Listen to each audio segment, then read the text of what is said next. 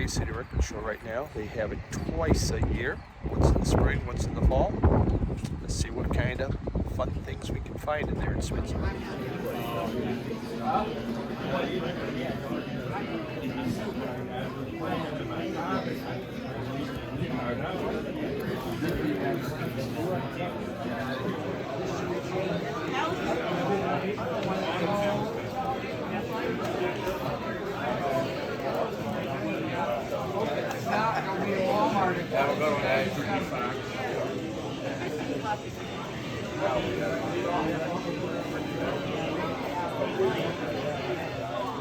Okay, so I picked up, I used to have that.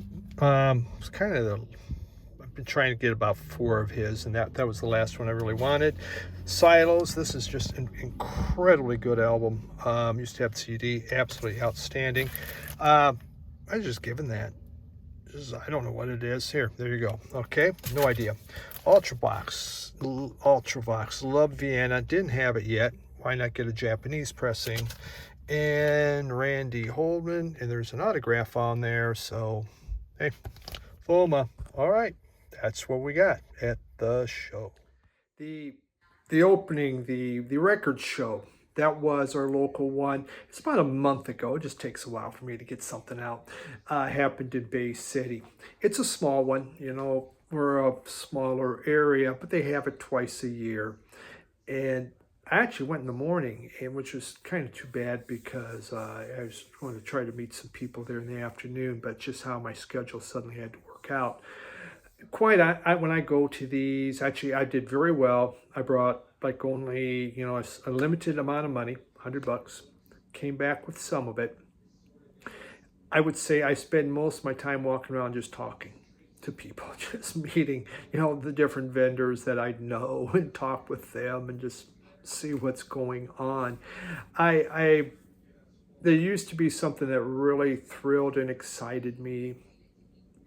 It's not the same anymore. Maybe I've went to a really big one.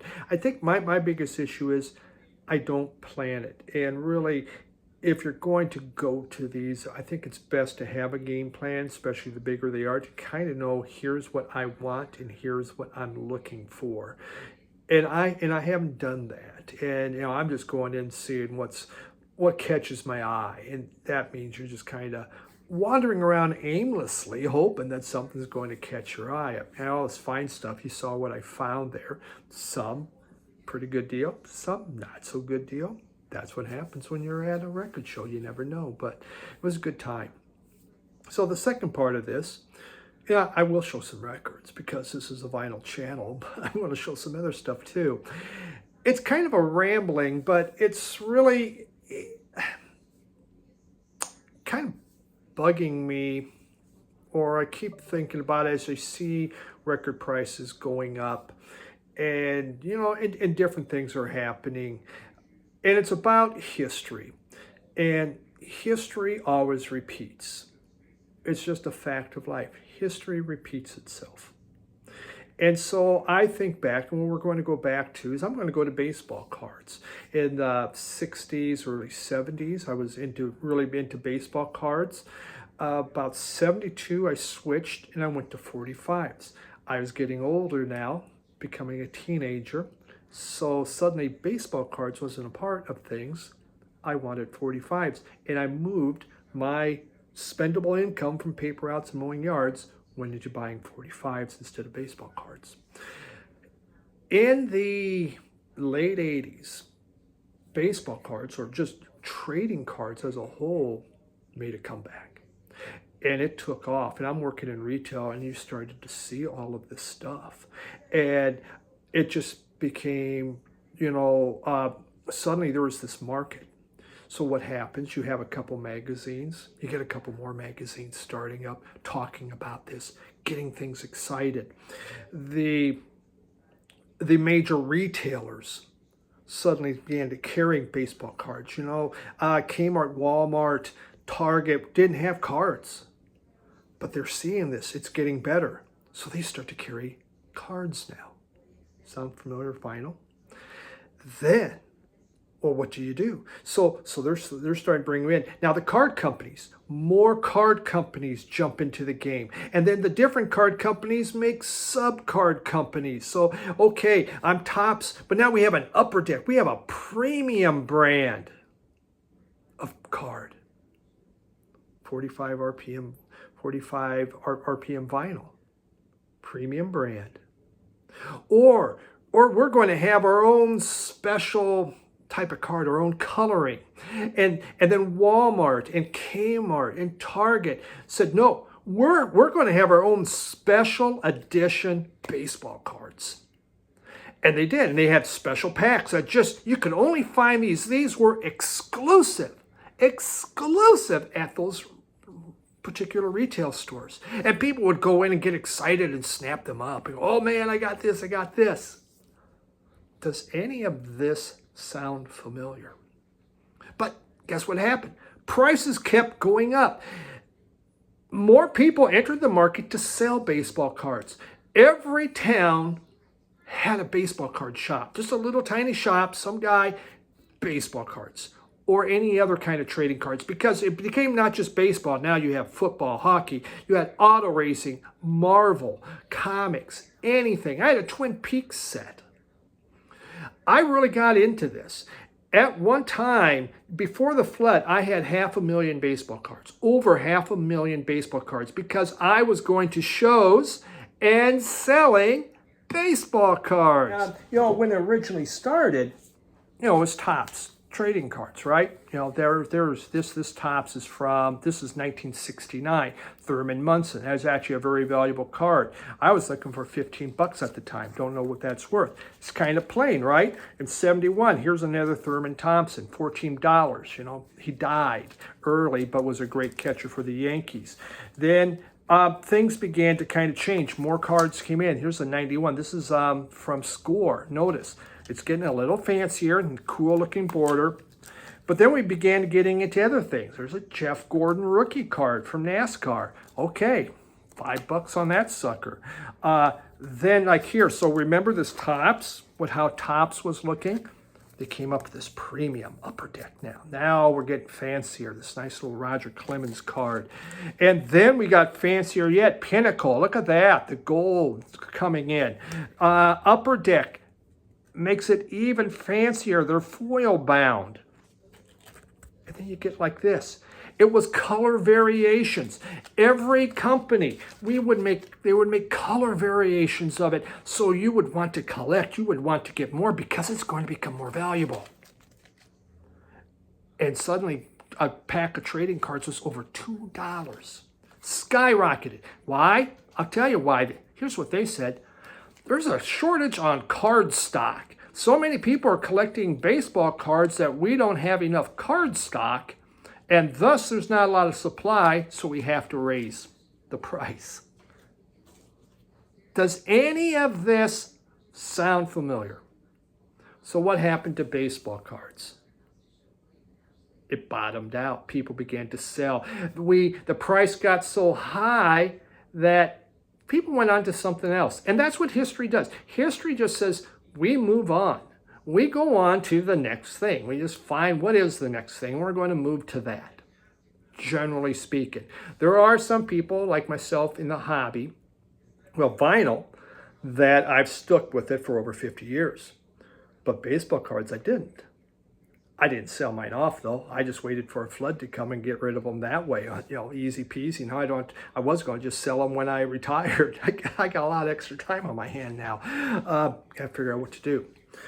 But the vinyl resurgence, as I've just been watching this, it just screams. It's just screaming at me that beware. And it isn't like stop buying vinyl, but you just see a lot of the same trends happening. Right now, demand outpaces supply.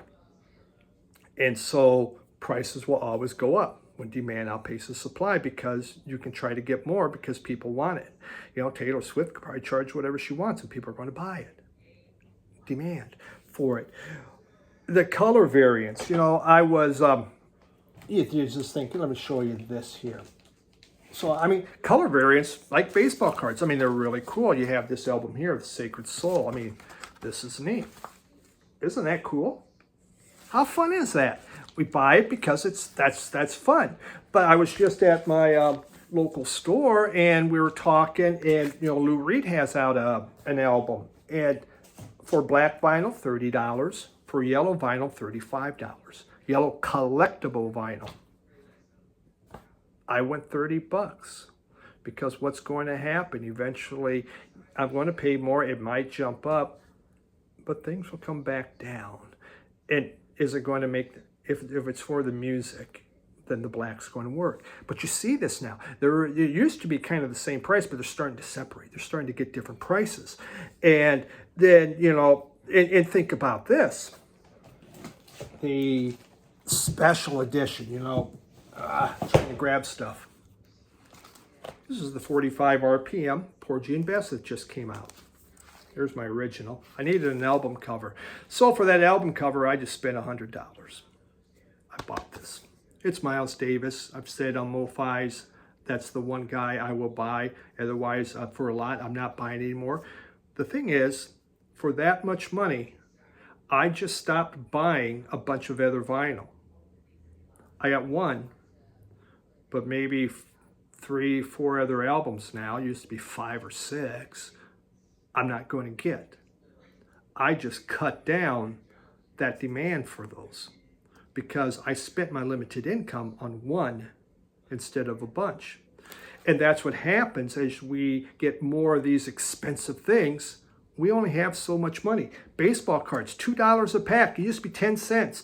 You know, during the height, you could still get them for 25 cents, maybe 50 cents. When they went $2, $3, even $4 a pack, you had to stop buying something else because we outpriced ourselves. When you think about how much one of these cost, is it really worth it? I question my own sanity on the whole thing. What I could have got, you know, besides. So I'm not saying that was a smart thing to do. I'm just a stupid idiot when it comes to Miles Davis. So, and even, look, think about used. And this was interesting. So, I mean, pull up my Discogs, okay? Used vinyl. What's happening? Fleetwood Mac rumors. What the hell, huh? I mean, why? Why? There's a billion of them. Why is that high? But this one here, I'd seen someone show this. It was Julie Cruz's album, okay? They had recently gotten this. And they were saying it was really expensive. Well, I used to have that. And it wasn't that expensive when I bought it. But when you look at Discogs, you look at that price right now. Okay, so we have a medium price of, low price of $20, medium of $60, high price of $150 for this album.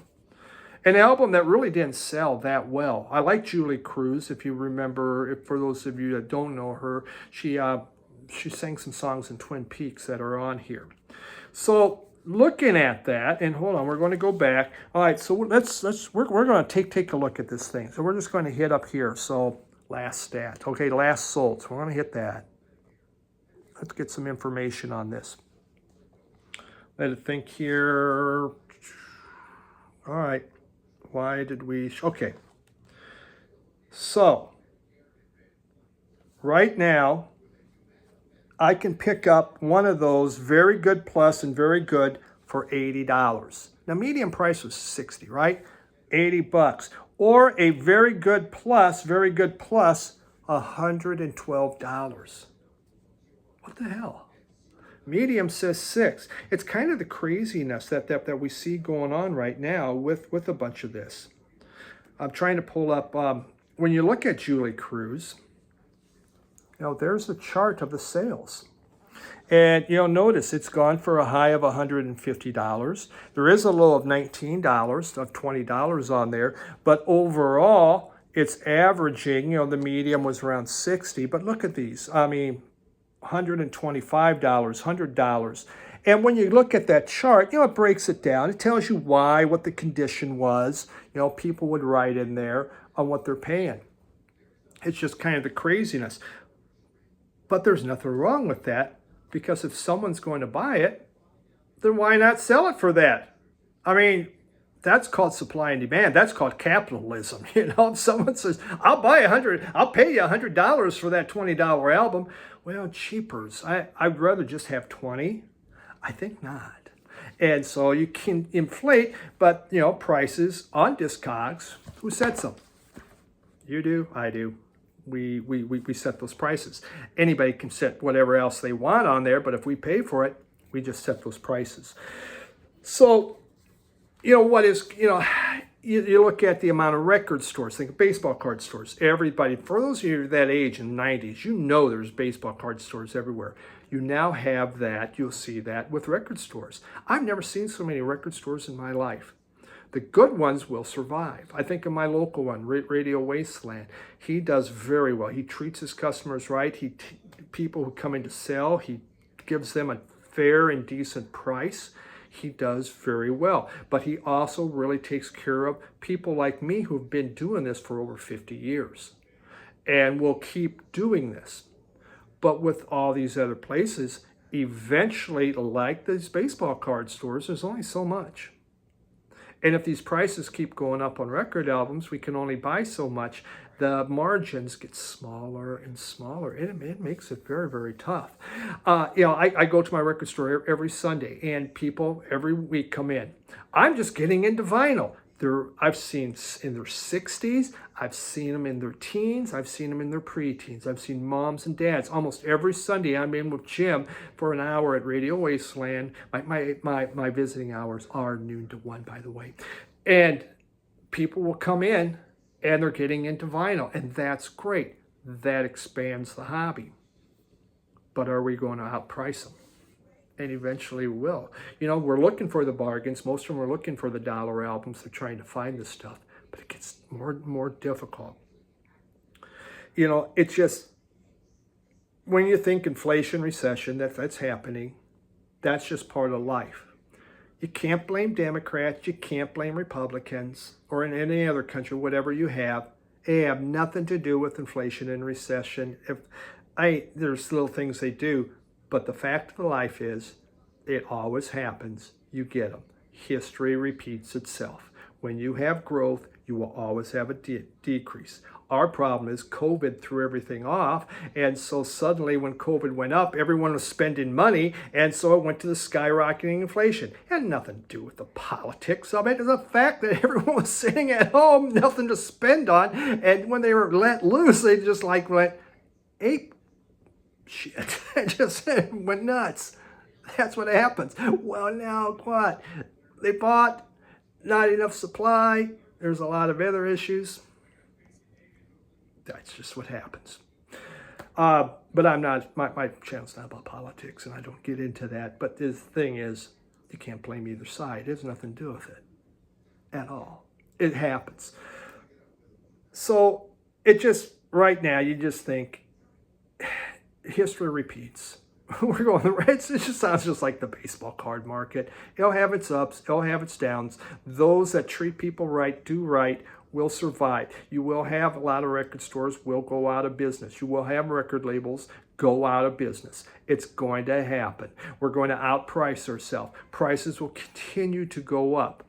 It is nice, because right now, like here, this album I got, this Analog Africa. If it wasn't for the vinyl resurgence, you wouldn't get albums like this. They wouldn't put them out because no one would be buying them. But now we can take advantage of it. You think about subscription services. Vinyl Me Please. If it wasn't for this, the vinyl resurgence, you wouldn't get these. Now, the thing is, these aren't cheap. Again, I pay more to get this, which takes away money from something else.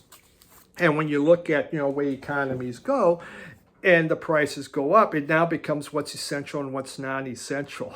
I went to the grocery store yesterday. There's no hamburger left of the inexpensive type. I had to buy this premium stuff, $6.50 a pound. It's like, well, maybe I'll make something else tonight. Essentials versus non-essentials.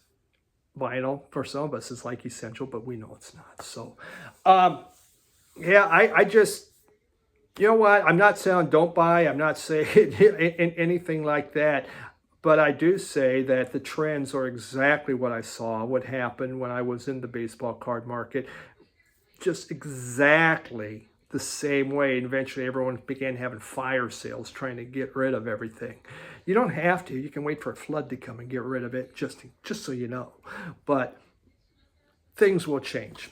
And, prices will eventually drop back down as people get out of the market and record companies have to move their product. They made too much and then they start to get off. Vinyl becomes hard. I want you to know, though, two trends that are going on. Cameras. There is a camera resurgence. You can buy, people are going into these to the camera shops and they're buying cameras and film again. It's a resurgence. And baseball cards are back, baby. I'm not getting into it this time, but they're back and they're taking off again. So there you have it. All right. I'm not even sure exactly what I just covered. I probably just confused everyone, but I wanted to just get that off my chest. Thanks, everyone. Drop by Sunday, okay? Bye.